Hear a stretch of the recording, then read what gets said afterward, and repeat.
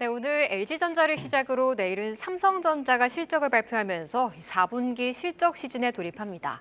우리 시장 새해 첫 거래일 이후 대체로 주춤한데 정체된 지수를 뚫어낼 수 있는 상승 트리거 찾아보겠습니다.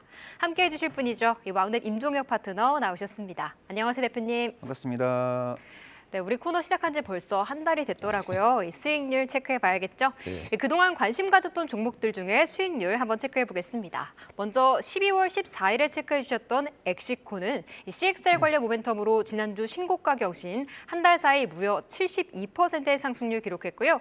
다음 양자암호 관련주 엑스게이트 오늘도 상승세 이어가면서 한 달 새 41% 올랐습니다. 다음 장으로 넘어가 볼까요? 네페스아크가 눈에 띄는데요. 오늘 15% 급등이 나오면서 52주 신고가를 뚫어냈습니다. 지난주 수요일 AI 스마트폰 시장 성장 수혜주로 짚어주셨는데 딱 목요일이 저점이었나 보네요. 18% 오름폭 기록했습니다. 대표님 코너 시작과 함께 2024년의 시작이 참 좋습니다. 오늘도 기대되는데요. 네. 오늘 장 첫 번째 주제부터 한번 들어가 보도록 하겠습니다. 정부가 시스템 반도체 육성 전략을 다음 달 공개합니다. 이 정부 차원에서 아낌없는 투자와 육성을 통해 글로벌 시장을 선도하겠다는 계획인데요. 업황 반등과 함께 든든한 지원까지 핵심 수혜주 미리 찾아보겠습니다.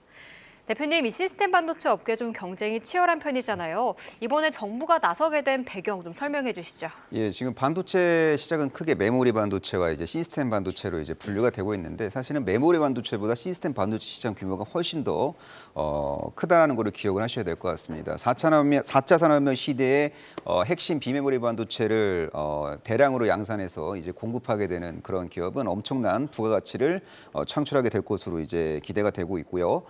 메모리 분야의 절대 강자는 삼성전자와 SK하이닉스인데 비메모리 분야의 절대 강자는 엔비디아, AMD 같은 기업이라고 보시면 될 것 같습니다. 제2의 엔비디아가 대한민국에서 탄생을 해야 반도체 최강대국으로서의 어떤 역할을 장기적으로 지속하게 될 가능성이 매우 높다라고 이제 보시면 될 것 같습니다. 자, 시스템 반도체 글로벌 최강국은 이제 미국이고요. 미국이 전체 비메모리 반도체 시장의 70% 이상을 장악을 하고 있다라고 이제 보시면 될 것 같습니다. 참고로 시스템 반도체 시장 규모가 메모리 반도체 시장 규모의 3배 정도 된다라는 것도 메모하시면은 좋을 것 같습니다. 그래서 정부가 좀 시스템 반도체 시장을 이제 붐업시키기 위해서 드라이브를 정책적으로 걸 것으로 이제 기대가 되고 있는데 이미 정부는 반도체 특화 단지로서 이제 경기도 뭐 용인과 평택 그리고 경북 구미를 이제 지정을 한 상황이라고 보시면 될 것 같고 특히 용인의 첨단 시스템 반도체 클러스터를 2042년까지 이제 조성을 할 계획입니다. 그리고 향후 정부는 글로벌 팹리스 육성을 위한 프로젝트를 본격적으로 이제 가동시킬 예정인데 이러한 것 속에서 정책적인 수혜를 볼 수 있는 기업 내에서 차별화된 기술 우위를 보유하고 있는 기업들을 잘 챙겨 보셔야 될 것 같습니다. 일단 시스템 반도체 핵심 뭐 기업들을 뭐 카테고리별로 좀 정리를 해보자면은 반도체 비메모리 반도체 IP, 그러니까 설계 자산 사업을 영위하고 있는 기업으로는 오픈 엣지 테크놀로지 그리고 뭐 칩셋 미디어 같은 기업이 있는데요. 과거에 지난 방송을 통해서 오픈 엣지 테크놀로지 매우 좋은 위치에 소개해드렸고. 신고가 급등하는 모습이 확인이 되기도 했습니다. 그리고 뭐 팹리스 기업, 반도체 설계 전문 기업이죠. 뭐 공장은 없지만 반도체 설계를 전문적으로 하고 있는 기업으로는 뭐 텔레칩스나 LS세미콘 같은 기업이 있고, 그리고 디자인 하우스로는 뭐 ADT 테크놀로지, 가움치스 같은 기업들이 꽤 좀 유명한 편이라고 보시면 될 것 같습니다. 그리고 대한민국 파운드리 기업으로는 이제 대표적으로 삼성전자와 DB하이텍이 있고요. 그리고 후공정 기업으로는 뭐 하나마이크론, SFA 반도체, 네페스아크, 두산 테스나 같은 기업이 있는데 두산 테스나와 네페스아크는 과거 방송을 통해 소개해드렸고 방송 이후에 두 자릿수 이상 상승하는 모습을 보여주기도 했습니다. 근데 제가 이제 여기서 이제 열관 종목들 중에서는 삼성전자 외에는 글로벌 대표 기업이라고 할 수 있는 기업은 없지만 언젠가 시차를 두고 시스템 반도체 분야의 최강자로서 역할할 수 있는 기업들이 등장을 하게 될 가능성이 저는 매우 높다라고 보고 있습니다. 네, 오늘 반도체 투톱은 쉬었지만 시스템 반도체 관련주들 몇몇은 강세를 보였잖아요. 그중 어떤 종목이 지금 자리에서 보기 좋을까요? 예, 시스템 반도체 그 핵심 기업 중에서 기술적인 측면에서 봤을 때 눌림목 자리를 이쁘장하게 잘 만들고 있는 기업은 바로 이 기업입니다. 그 기업의 이름은 텔레칩스입니다. 텔레칩스는 이제 차량용 반도체 전문 기업으로 이해를 하시면 좋을 것 같고요. 차량 내 인포테인먼트 AP 어플리케이션 프로세서를 이제 공급하는 그런 기업이에요. 돌핀이라는 그런 제품 시리즈를 국내외 고객사에게 지금 현재 공급을 잘 하고 있는 기업이고요. 동사의 엔드 유저로는 뭐 현대차, 뭐 포르쉐, 스텔란티스, 뭐 혼다 등이 있다라는 것도 뭐 기억하셔서 나쁠 건 없어 보입니다. 그리고 동사가 이제 다양한 비메모리 반도체 제품군 확장을 통해서 대한민국을 대표하는 종합 차량용 반도체 기업으로 성장을 하게 될 가능성이 꽤 높은 상황이라고 보시면 될 것 같은데요. 특히 첨단 운전자 보조 시스템용 신경망 처리 장치 그 사업에 대한 어떤 성과가 시차를 두고 나올 것 같습니다. 지금은 뭐 준비 단계긴 하지만 언젠가 이 사업에서 이제 부가가치를 창출한다는 스토리만 부각이 되면은 시가총액이 레벨업 될 가능성도 높은 그런 기업이라고 보시면 될 것 같고요. 그리고 뭐 다양한 어떤 시스템 반도체를 지금 개발하고 있습니다. 그래서 제품 라인업 확대에 대한 스토리도 잘 챙겨 보셔야 되는데 이 중에서 여러분들이 좀 예의 주셔야 될 스토리는 뭐냐면은 자동화 전장화 물결 속에서 MCU 사업의 미래 가치가 이제 부각이 될 것 같은데 지금 동사의 MCU 사업 같은 경우에는 뭐 레퍼런스 구축 단계입니다. 하지만 본격적인 수익이 인식되는 구간은 2025년 혹은 2026년 정도로 보시고 대응하셔도 좋을 것 같습니다. 동사는 2020년부터 일본 고객사양 매출 비중이 증가하면서 해외 매출 비중이 2020년부터 30% 이상을 유지하고 있는데요. 작년에는 동남아양 매출도 제법 발생이 되면서 아마 해외 수출 비중이 한 35% 전후 찍히고 있는 것으로 예상이 되고 있고요. 그리고 주력 제품이라고 할 수 있는 인포테인먼트 그 비메모리 반도체 공급 계약을 맺은 국가들의 어떤 모습들을 이제 확인해 본 결과 2025년부터 해외 비중이 50% 이상 확대될 가능성도 상당히 높은 기업이라고 보셔도 될 것 같습니다. 네, 텔레칩스 MCU 사업의 성장 가능성을 포인트로 짚어주셨는데요. 이쁜 눌림목에서 힘을 모으고 있다고 했는데 어느 선까지 시세 분출할까요? 예, 비교적 눌림목을 잘 만들고 있는 종목이긴 하지만 주가가 저점 대비 좀 올라가 있습니다. 그래서 트레이딩 관점으로 접근하는 게 저는 바람직하다고 보고 있고요. 일단 1차 목표가는 35,000원으로 설정하시면 좋을 것 같습니다. 손절가는 3만 원인데요. 3만 원을 이제 이탈할 경우에는 리스크 관리를 할 필요가 있는 종목이에요. 왜냐하면은 바닥에서 에너지를 모으는 종목이면은 투자의 관점에서 봤을 때 손절가 트레이딩 관점 손절가를 이탈하면은 오히려 투자의 관점 매수 급소가 나오는 경우도 있지만 주가가 저점 대비 올라간 종목은 가급적이면은 손절 라인을 준수하면서 트레이딩을 하는 게 저는 바람직하다고 보고 있습니다. 네, 텔레칩스 손절가 3만 원 고려하자라는 의견 들어봤습니다. 이어서 다음 이슈 넘어가 볼까요?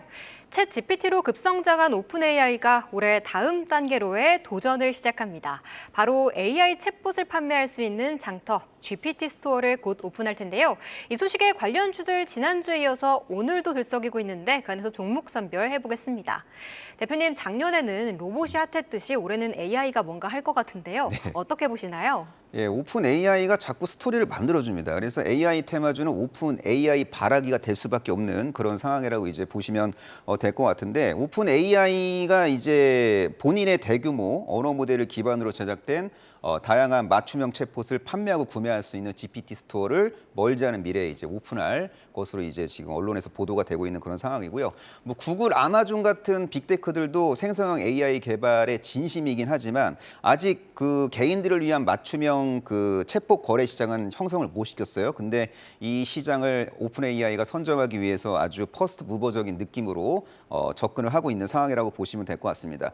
자, GPT 스토어는 이렇게 이해하시면 될 것 같아요. 맞춤형 챗봇, 그러니까 커스텀 챗봇을 누구나 사고 팔 수 있는 온라인 장터라고 이해하시면 될 것 같고 인공지능판 앱스토어 혹은 인공지능판 구글 플레이로 이해하셔도 좋을 것 같습니다. 커스텀 챗봇의 판매 가격이 어떻게 책정되는지 수익 분배는 어떻게 되는지는 아마 멀지 않은 미래에 이제 언론을 통해서 공개가 될 것 같고요. 커스텀 챗봇은 특정 카테고리에 최적화된 AI라고 이해하시면 될 것 같습니다. 특정 분야에 있어서는 일반 챗 GPT랑 비교해 봤을 때 훨씬 전문적인 답변을 할 수 있을 것으로 기대가 됩니다. 그리고 GPT 스토어가 이제 실제 운영에 돌입하면요, 커스텀 챗봇 시장이 아주 빠른 속도로 이제 성장을 할 것으로 이제 기대가 되고 있어요. 그래서 결과적으로 AI가 이제 빠르게 확산될 수 있는 계기가 될 것으로 이제 기대가 되고 있습니다. 그래서 GPT 스토어가 국산 AI의 해외 진출에도 긍정적인 영향을 미칠 수 있기 때문에 이 관련 테마주의 핵심 유망주는 예의주시할 필요가 있다라고 보고 있습니다.